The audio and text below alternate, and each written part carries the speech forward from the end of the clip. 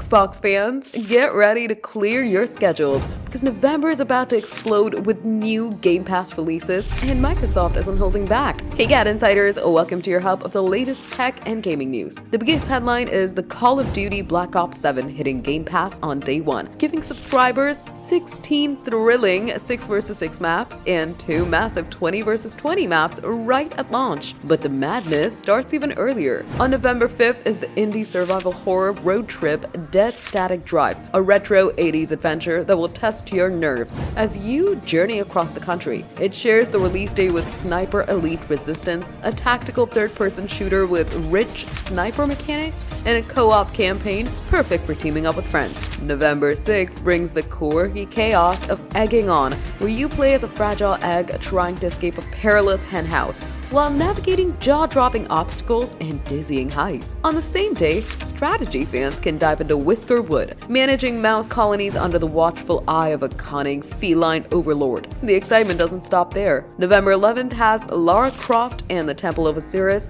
along with the hilarious Pigeon Simulator, joining the Game Pass library, while November 12th brings Relic Hunter's Legend and Winter Burrow for those craving action and adventure. And then, of course, the crown jewel Call of Duty Black Ops 7 drops on November 14th. Just remember, if you want access to these big releases on day one, you'll need the $30 per month Game Pass Ultimate. But it's not all incoming fun because November 15th will see some favorites going out of service, like Football Manager 2024, Frostpunk, and Stalker 2 Heart of Chernobyl. Between launches and farewells, November's Game Pass lineup is full of gaming chaos and outright absurdity. And there's something for every Xbox fan this month. So, which one are you playing first? Tell us in the comments, give the video a thumbs up, subscribe to GadInsider, and don't forget to hit the bell icon so you never miss any tech update.